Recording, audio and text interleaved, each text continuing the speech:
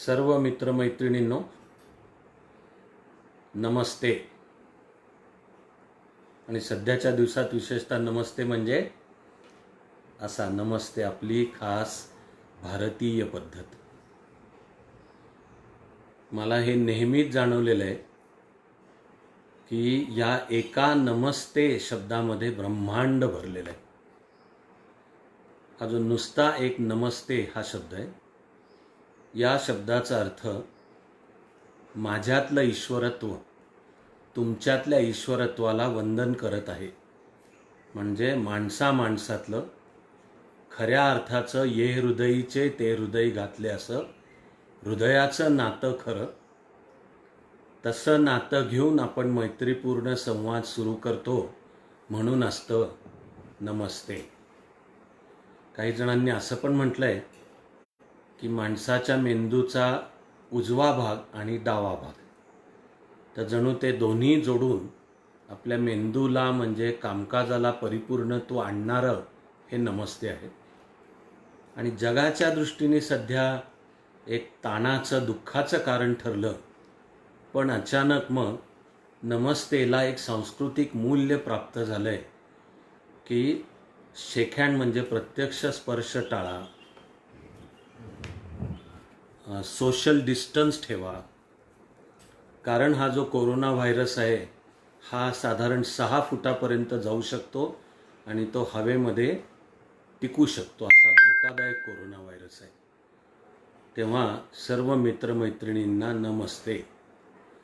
त्याचबरोबरीने अर्थातच निदान काही जणांना तर माहितीच असेल की माझ्या मुळात सर्वांना सर्व काळ सर्व शुभेच्छा आहेत.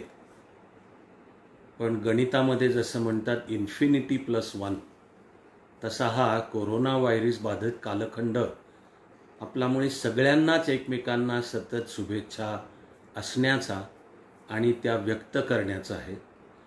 खरं म्हणाल तर म्हणूनच देशाच्या पंतप्रधानांनी सुद्धा सुचवलं होतं की विशेषतः या कालखंडामध्ये कोरोना व्हायरसशी लढाईच्या जे आघाडीवर आहेत, म्हणजे मुख्यतः पोलीस, आरोग्य सेवेतले सर्व डॉक्टर कर्मचारी आणि प्रसंगी आपल्याला घरपोच अन्न किंवा वस्तूची डिलिव्हरी देणारे, तर पंतप्रधानांनी सुचवलं होतं की त्या सगळ्यांचे एक प्रकारे आभार आपण मानूयात. कारण माणसाच्या मनातला हा कृतज्ञता भाव माणसाला माणूस बनवतो.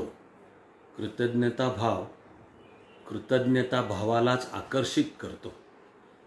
आपल्या जीवनात असलेल्या ज्या ज्या चांगल्या गोष्टी, विशेषतः जेव्हा संकटाची वेळ येते त्यावेळेला मनाला जर आपण मुद्दाम भाग पाडलं की अडचणी त्रास कितीही असू देत, मी माझ्या मनाला चांगल्या गोष्टी आठवायला भाग पाडणार आहे.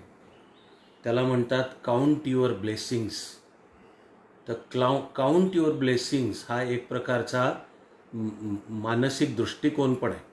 कारण माणूस कुरकुर तर करू शकतो, त्याला काही शेवट नाही, त्या कुरकुरीला अथांग आहे.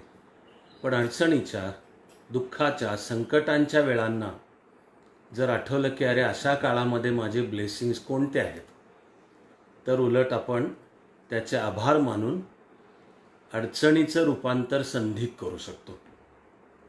खरोखरच तुम्ही आत्ताच पहा, एकतर माझ्या मनात टेक्नॉलॉजीबद्दल सुद्धा कृतज्ञता भाव आहे. कारण हा असा मी माझ्याही घरामध्ये शांतपणे कॅमेरासमोर बसू शकतोय आणि टेक्नॉलॉजीमुळेच मी तुम्ही जिथे आहात तुमच्यापर्यंत मी पोचू शकतोय.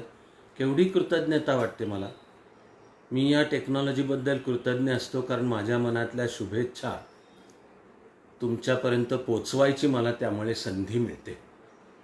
अडचणीचं रूपांतर संधीत, ह्याचं आपण हे जे आत्ता करतो ते सुद्धा किती छान उदाहरण आहे. पहा तुम्ही, अखिल भारतीय विद्यार्थी संघटना ही देशभक्त विद्यार्थ्यांची संघटना आणि जगातली स्वेच्छेने असलेली पण नंबर 1ची विद्यार्थी संघटना आहे. म्हणजे तिला सरकारी यंत्रणा, कुठली कंपल्शन असं काही नसताना आपण म्हणजे त्याचे सदस्य बनतात.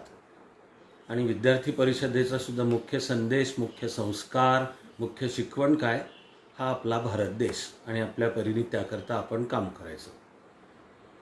तर मग आज त्या कामाचा भाग म्हणूनच आपल्यावर वेळ आली की 14 दिवसांसाठी 21 दिवसांसाठी आपण घरातच थांबलं पाहिजे. लॉकडाऊन सगळा देश थांबवावा लागलेला आहे. त्यांनी दुर्दैवाने अनेकांना अडचणी होतात. तुम्ही अनेकांनी आजच्या सकाळी पंतप्रधानांचं मन की बात ऐकलं असेल.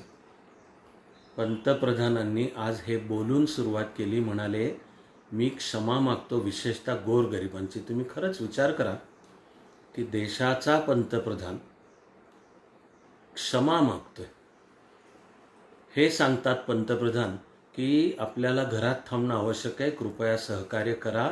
पण त्या घरात थांबण्यामुळे ज्या अडचणी झालेल्या आहेत, आता आपण पाहतो की काही कामगार वर्ग त्याला तो आहे तिथे कामाला अडचणी आहेत, त्यामुळे आता तो म्हणतो मग निदान आम्हाला आमच्या घरच्यांकडे जाऊ द्या. मग त्यातनं रेल्वे स्टेशन्स आणि एस टी स्टँड आणि अशा सगळ्यावर अक्षरशः खचून हजारोंची गर्दी तिथे व्हायला लागली आहे.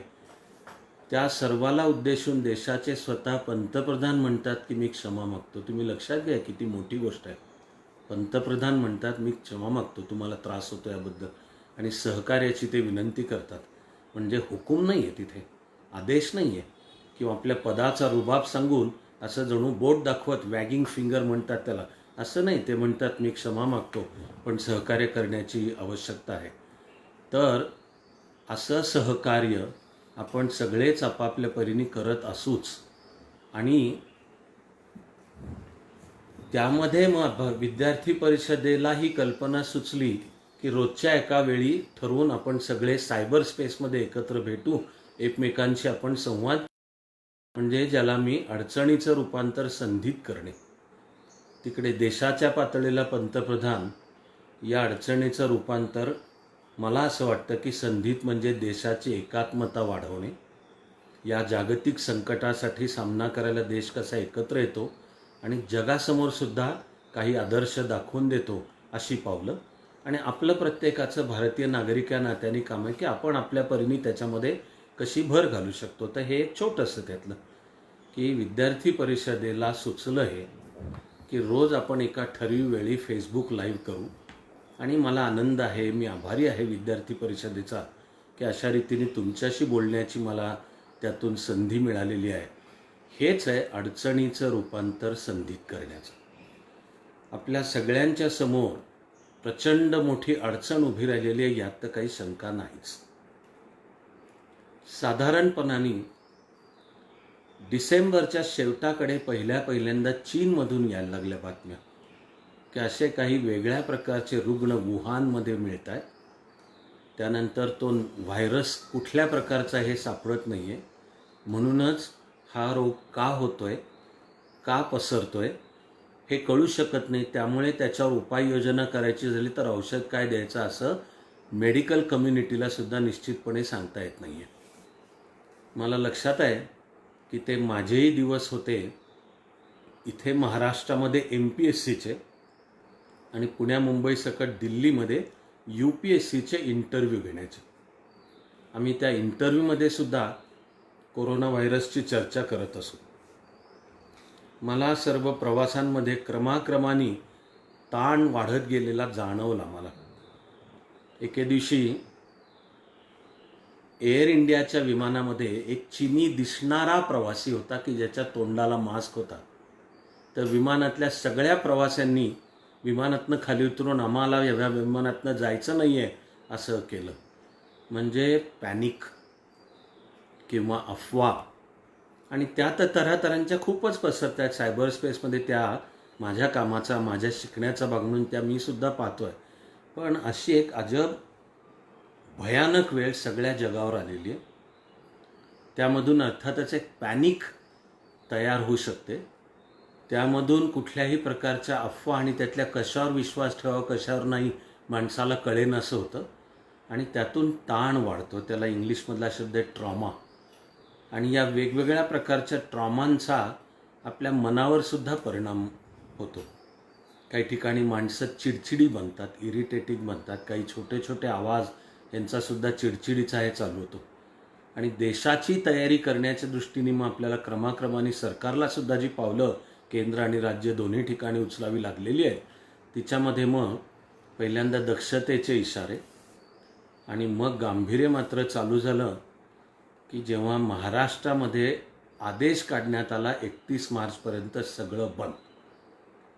तिथपासून सगळ्या देशाकरता सुद्धा अशा प्रकारचा आदेश करावा लागला. आणि प्रथम पंतप्रधानांनी विनंती केली की आपल्याला 22 मार्चचा रविवार पाळायचा आहे जनता कर्फ्यू, आणि त्या दिवशी संध्याकाळी 5 वाजता आपल्या घराच्या दारात किंवा बाल्कनीमध्ये किंवा रस्त्यावर येऊन थाळी वाजवायची, टाळ्या वाजवायच्या. हे सगळे आरोग्य कर्मचारी, डॉक्टर, पोलीस आणि घरोघर सेवा पोचवणारे यांच्याबद्दल एक प्रकारची कृतज्ञता, थँक्यू, आभार आहे त्यांना म्हणण्याकरता. आणि तो 22चा दिवस संपतोय आणि कदाचित असं वाटलं की आता नॉर्मल जीवन चालू होतं की काय ते वाटणं, कोरोना व्हायरस ज्याला कळतंय त्याला ते वाटणं अवघड किंवा अशक्यच आहे. पण पंतप्रधानांनी मग 24 मार्चच्या संध्याकाळी जाहीर केलं की आज रात्री 12 वाजल्यापासून 3 आठवड्यांचा अख्ख्या देशाचा लॉकडाऊन असेल. मित्र हो, माझी सुद्धा एक माणूस म्हणून, या देशाचा एक कार्यकर्ता म्हणून आणि प्रशासनामध्ये काही काळ काम केल्यामुळे प्रशासन आतून समजणारा माणूस म्हणून माझी पण विनंती आहे की अडचण वाटली तरी एक नागरिक या नात्याने एवढे किमान सहकार्य करणं आपलं सर्वांचंच काम आहे. ते सहकार्य करायला सर्वांना विनंती करणं, आग्रह करणं, सर्वांनी मिळून स्वेच्छेने ते पाळणं, असा संपूर्ण देश पाळेल असा मला विश्वास आहे. तो मी 24 मार्चच्या संध्याकाळीच फेसबुकच्याच एका पोस्टमध्ये व्यक्त केला होता की आपल्या देशाची जी भव्य लोकशाही आहे, चीन एक सर्वंकषवादी आणि हुकुमशाही देश आहे आणि एकदा सत्तेने ठरवलं की कठोर हाताने तिथे अंमलबजावणी करता येते आणि केली पण जाते. मला वाटतं की आपलं वैभव आहे की आपण भारत देश हा बाह्यतः बहुविधतेने नटलेला तरी आंतरी हजारो वर्ष एकात्म असलेलं असं हे जे आपण राष्ट्र आहोत, ह्याची बहुविधता लोकशाहीद्वारे व्यक्त होते. पण मग लोकशाहीचं हे बळ असतं की जेव्हा एकत्र येऊन लोकशाही जेव्हा निर्णय घेते ते लोक पाळतात, कारण लोकांनी ते स्वतःहून ठरवलेलं असतं. याला सुद्धा आधुनिक काळामध्ये वापरला जाणारा शब्द आहे कोऑपरेटिव्ह फेडरलिझम. तेव्हा आपण प्रत्येकजण किमान करू शकतो अशी गोष्ट घरात थांबणे, किमान म्हणजे 14 एप्रिलपर्यंत घरात थांबणे. मला जवळजवळ खात्री आहे की पहिल्यांदा तर कदाचित पहिले 1, 2, 3 दिवस काही जणांना तर उलट की ही एक इष्टापत्ती वाटेल घरात थांबणे. एवढे कदाचित आपण घरात कधी थांबलो नसू. विशेषतः नीट अभ्यासातून तयार झालेली तर माझी तर एक श्रद्धाच आहे की भारतीय संस्कृतीची एक फार मोठी ताकद आहे कुटुंब व्यवस्था. कुटुंब ही जी संस्था आहे हिला तर मी म्हणतो की भारतीय संस्कृतीचं ते सर्वात महत्त्वाचं एक छोटं युनिट आहे. आणि अनेक प्रकारच्या ताणतणावांच्या प्रसंगांमध्ये मुख्यतः आपण कुटुंबांमधले एकत्र येऊन एकमेकांना हातात हात घेऊन त्या अडचणीतून पार होतो. म्हणूनच आपण अनेकदा संघटनांचं वर्णनसुद्धा करायचं झालं तरी करतो की हा परिवार आहे, हे आमचं कुटुंब आहे. प्रशासनामध्ये सुद्धा एखादा वरिष्ठ अधिकारी ज्या पदावर काम करत असतो त्यांनी नुसता वरिष्ठ पदाचा रुबाब नसतो करायचा. भारतात त्याच्याकडनं अपेक्षित आहे की तो परिवाराचा प्रमुख आहे. परिवाराचा प्रमुख आपल्या परिवाराची जशी काळजी घेईल तशी त्यांनी सर्वांची काळजी घ्यायची आहे, असा आपला हा परिवार. तेव्हा कोरोना व्हायरसमुळे आपल्याला कुटुंबासोबत थांबायला मिळालं, एकत्र आनंदाचे 4 क्षण घालवायला मिळाले, तर ते अर्थातच आहे आनंदाची गोष्ट. पण त्याचबरोबरीने मग मला थोडी शंका आहे की पहिल्या 1-2-3 दिवसांनंतर कदाचित घरात थांबून मराठी म्हणे भांड्याला भांडं लागतंच की, किंवा माणसं इरिटेबल बनतात, किंवा आपल्या ज्या नेहमीच्या सगळ्या सवयी आणि दिनक्रम आहे तो कुठेतरी बदलला आहे ना, आता त्याला अंत दिसत नाही की निदान 14 एप्रिलपर्यंत म्हणजे अजून बराच वेळ आहे. तर मला उलट म्हणायचं आहे की जरी ही अडचण वाटली तरी याचं रूपांतर फार मोठ्या संधीमध्ये पण करता येईल. एवढंच नाही तर कोरोना व्हायरसनी निर्माण केलेला ताण आपल्या मनामध्ये एक ट्रॉमा निर्माण करू शकतो. पण हा कोरोना व्हायरस त्यांनी असलेला ताण आणि ट्रॉमाच्या शक्यता लक्षात घेऊन आपण आपले हे दिवस जर वापरले तर आपण याही अडचणीचं रूपांतर आपण बरोबर संधीमध्ये करू शकतो. उदाहरणार्थ, माझ्या तर जीवनात जमेल तिथे नेहमीच सार्वजनिक ठिकाणी मी योगचा आग्रह धरत असतो की प्रत्येकाने आपल्या दिनक्रमामध्ये नियमित सरासरी 30 ते 40 मिनटं योग केलं पाहिजे. सर्वसाधारणपणे मी सुचवतो की सूर्यनमस्कार, काही निवडक आसनं, प्राणायामाचे पहिले 3 प्रकार असे आहेत की जे सर्वांनी केलेले चालतात, आणि अंतिम ध्यान. तर ज्यांना हे मनाला पटतं त्यांना आपापला धकाधकीचं जीवन जगताना वाटत असेल, अरेच्या करायची इच्छा तर आहे पण इच्छा असून आपल्याला जमत नाही आहे, तर मग हे मिळालेले दिवस हे अंगी ती सवय बांधवून घेण्याची संधी आहे. जर या असलेल्या 21 दिवसांच्या काळामध्ये आपण एक पडिले वळण इंद्रिया सकळा तसं जर वळण लावलं तर एका नियमित वेळी योग करण्याची सवय अंगी बाळू शकेल. तीच गोष्ट लागू आहे व्यायाम करण्याला. मला पूर्ण लक्षात आहे की जिम इत्यादी बंद ठेवले आहेत, आणि मला हेही माहिती आहे की ज्यांना नियमित व्यायाम करायची सवय आहे त्यांना त्यांची व्यायामाची वेळ झाली की असं सगळं अंग उडत असतं, सगळे मसल्स असे हाक मारत असतात की अरे आपली जिममध्ये जायची वेळ झाली. जिममध्ये नियमित जाणाऱ्यांना गेले काही दिवस तर खूपच त्रास होत असेल की जाता येत नाही आहे. पण मला म्हणायचं आहे की अशा वेळीसुद्धा घरीसुद्धा करता येण्याचे अनेक व्यायाम प्रकार आहेत. स्पॉट रनिंग, जॉगिंगपासून ते आपला भारतीय असतो व्यायाम प्रकार, जोर, बैठका, दंड, कधी पुलअप्स मारता येतात, दोरीवरच्या उड्या मारता येतात. तर मग व्यायामाची सवय लावून घ्यायला सुद्धा हे दिवस चांगले आहेत. तसंच आहे, ते तर मी पण एन्जॉय करतोच आहे, ते म्हणजे भरपूर वाचन करणं. तर आता आपापलं काही वाचनाचं ठरवावं. मला वाटतं की तेही धकाधकीच्या जीवनात माणसाच्या डोक्यात असतं की मला हे वाचायचं, हे वाचायचं, ह्याचा अभ्यास, पण ते पळापळीमध्ये नेहमी करता नाही येत. मग हे दिवस आहेत की वाचन.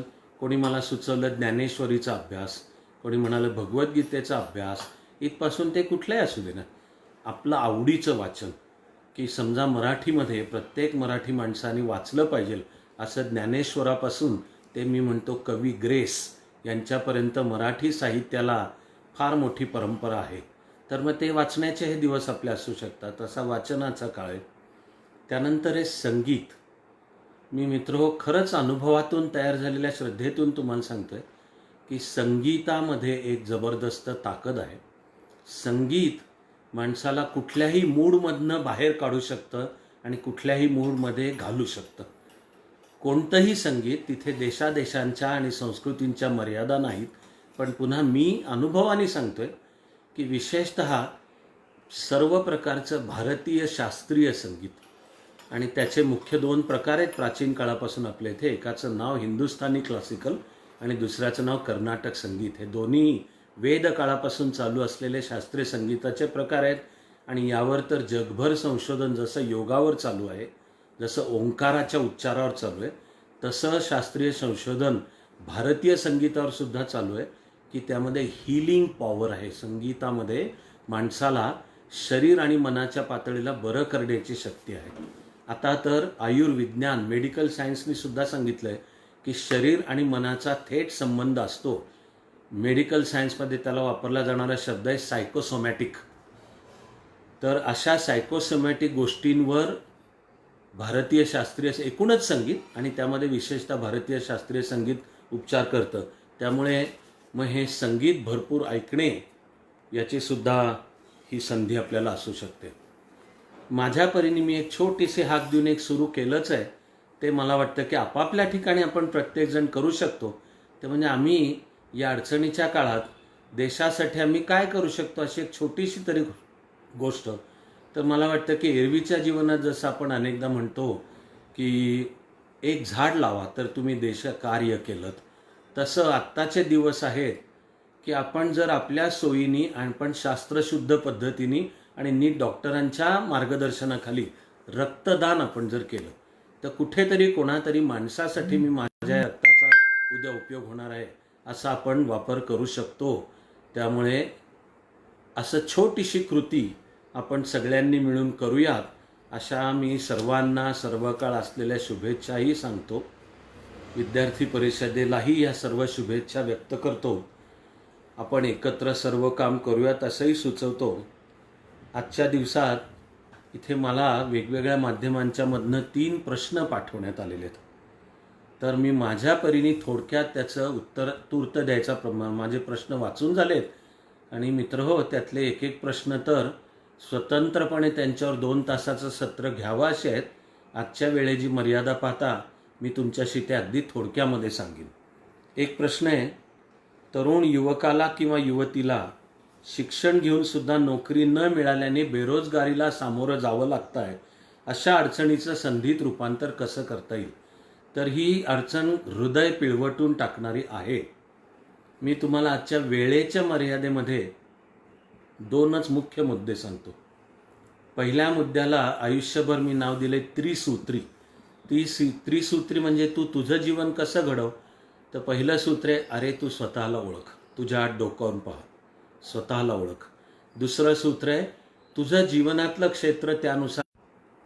आणि तिसरं सूत्र आहे, आपल्या निवडलेल्या क्षेत्रामध्ये उत्तम आणि प्रतिभावंत हो. तर मी तुम्हाला गॅरंटी देतो की तुम्ही अशा रीतीने स्वतःला ओळखून निवडलेल्या क्षेत्रात उत्तम आणि प्रतिभावंत असाल तर जीवनामध्ये तुम्ही निश्चितपणाने आर्थिकदृष्ट्या सुद्धा सन्मानाने स्वतःच्या पायावर उभे राहू शकणार आहात आणि इतर अनेकांना स्वतःच्या पायावर उभे राहायला मदतही करू शकणार आहात. तूर्त आज ह्या प्रश्नाचं दुसरं उत्तर आहे स्वयंरोजगार. म्हणजे मला खरंच वाटतं की भविष्यकाळ हा तयार नोकऱ्यांचा नाही आहे. आपल्यासमोर बदलती अर्थव्यवस्था, बदलती टेक्नॉलॉजी सगळी पाहता आपला भविष्यकाळ माझ्यापाशी अशी कौशल्य आहेत की ज्यामुळे मी आर्थिकदृष्ट्या सुद्धा स्वतःच्या पायावर उभं राहू शकतो. ते आहे स्वयंरोजगार. आणि मग इतरांसाठी रोजगार निर्माण करणे, ती आहे उद्योजकता. तर भविष्यकाळ हा असा स्वयंरोजगार आणि उद्योजकतेचा आहे. दुसऱ्या प्रश्नाचं मला वाटतं गेली 20 मिनिटं माझ्या परीने उत्तर देऊन झालं आहे. कारण प्रश्न आहे, अडचणी आल्या की बरेच लोक घाबरून जातात, पॅनिक होतात. अशा वेळेला काही निर्णय असे घेतले जातात ज्याचा पुढे जाऊन पश्चात्ताप होतो. तर अडचणी आल्या की शांतपणे विचार करून योग्य निर्णय घेऊन अडचणीचं रूपांतर संधीत कसं करू शकतो, याच्या एका भागावर मी गेली काही मिनिटं थोडंसं तुमच्याशी बोलत होतो. मी म्हणलं तसं अन्यथा हा एकटा प्रश्नही पुन्हा 2 तासाचा ऐवज आहे. स्वतंत्रपणे तुमच्याशी मी निश्चित केव्हा तरी बोलेन. पुढचा प्रश्न आहे, मी यूट्यूबवर आपले स्वातंत्र्यवीर सावरकरांविषयीचे व्हिडिओ बघितले आहेत. आजच्या तरुणांनी सावरकरांचे विचार आचरणात आणल्यास ते आयुष्यात नक्कीच यशस्वी होऊ शकतील, यावर आपले मत काय आहे? तर माझं खरोखरच मत आहे की सावरकरांचा विचार अंगी बाणवला तर जी मी म्हणालो की स्वतःला ओळखून निवडलेल्या क्षेत्रात उत्तम आणि प्रतिभावंत, म्हणजे स्वातंत्र्यवीर सावरकर लक्षात घ्या काय नव्हते. संघटक, स्वातंत्र्य योद्धा, सशस्त्र क्रांतिकारक, उत्तम लेखक, उत्तम कवी, उत्तम कथाकार, उत्तम नाटककार, उत्तम कादंबरीकार, उत्तम आत्मचरित्रकार. त्यांनी जगाच्या इतिहासात नोंद व्हावी अशा असामान्य वक्ता. आणि मुख्य आजच्या काळानुसार बोलायचे झाले तर मी त्यांचे 3 मुख्य विचार म्हणेन. तो म्हणजे हा भारत देश हे जे तुमचं माझं राष्ट्र आहे त्या राष्ट्रासाठी आपल्या परीने काम करणे, हा एक विचार. दुसरा विचार विज्ञाननिष्ठा, विज्ञानाची कास धरून विज्ञानामध्ये आपण आणि भारत देशही प्रगत झाला पाहिजे आणि सगळ्या प्रकारच्या अंधश्रद्धा टाकून दिल्या पाहिजेत. आणि तिसरा ही जाती व्यवस्था हा माझ्याही आणि प्रत्येक देशाच्या संस्कृतीच्या गळ्याभोवतीचा गळफास आहे. तो समजल्यासारखं सावरकरांनी सुचवलं आहे की जात्युच्छेदक म्हणजे जाती व्यवस्थाच संपली पाहिजेत, म्हणजे सगळेजण आपण समान. हे विचार आपल्याला निश्चितपणे आज आणि उद्याही भविष्यकाळामध्ये जगायला शक्ती देतील. मी मित्रहो, तुमच्या सगळ्यांच्या परवानगीने आत्ताच्या आपल्या संवादातला एक अगदी शेवटचा प्रश्न थोडक्यात घेतो आणि कुठे ना कुठेतरी आयुष्यात पुन्हा भेटण्यासाठी त्यानंतर मी थांबवीन. इथला प्रश्न आहे, ग्रामीण भागातील युवक स्पर्धा परीक्षेचा अभ्यास करण्यासाठी शहरी भागात जातो. तो ग्रामीण भागातील विद्यार्थी शहरी भागात न जाता त्याला ग्रामीण भागातच योग्य ते मार्गदर्शन आपण कशा प्रकारे मिळवून देऊ शकता, ह्याचे मी तुम्हाला 3 एकदम सोपे उपाय सांगतो. एक पहिला, माझ्या परीने तरी मी जे छोटंसं शैक्षणिक काम करतो आहे चाणक्य मंडल परिवार याच्या माध्यमातून, तर आम्ही UPSC आणि MPSC दोन्हीचे ऑनलाईन कोर्सही चालू केलेत. तेव्हा ज्याला असं वाटतं की आपापल्या गावी कुठेही थांबून आपण आपल्या सोयीने आपल्या वेळेनुसार तो करावा तर ऑनलाईन कोर्स करता येईल. दुसरं आहे, आम्ही टॅब तयार केली आहे. अख्खा कोर्स त्या टॅबवर आहे आणि त्या टॅबवर व्यवस्था असते की कंटेंट त्याचा अद्ययावत कसा होत राहील. तर ज्यांना योग्य वाटेल असे कुठूनही तो टॅब घेऊन सतत संपर्कात राहू शकतील. आणि तिसरा असतो, आम्ही ॲफिलिएशन केंद्र अशी योजना तयार केली. आज राज्यामध्ये काही ठिकाणी ती आहेत. पुण्यातल्या आमच्या वास्तूमध्ये स्टुडिओत बसून प्राध्यापक बोलतात आणि जिथे जिथे असं केंद्र आहे पार ते गावात आपल्या घरापर्यंत घेता येईल. तर त्या ठिकाणी विद्यार्थी व्हर्च्युअल क्लासरूममध्ये बसून सहभागी होऊ शकतो. आणि माझ्या परीने म्हणाल तर आम्ही अनेक अभ्यासाच्या व्हिडिओज आम्ही यूट्यूबवर अपलोड करतो. फेसबुकचं पेज आहे. तर अशा रीतीने सर्वांना खरंचच आहे की हजारो रुपये खर्च न करता, आईवडिलांना खर्चात न टाकता आहोत त्या ठिकाणाहून आपल्याला अभ्यास करता येईल. तो अभ्यास करण्यासाठी आणि जीवनाच्या सर्व क्षेत्रांच्या मध्ये स्वतःला ओळखून निवडलेल्या क्षेत्रात उत्तम आणि प्रतिभावंत होण्यासाठी मी सर्वांना शुभेच्छा व्यक्त करतो. अखिल भारतीय विद्यार्थी परिषदेलाही शुभेच्छाही व्यक्त करतो आणि मला ही संधी देण्याबद्दल मनापासून आभार मानतो. जय हिंद.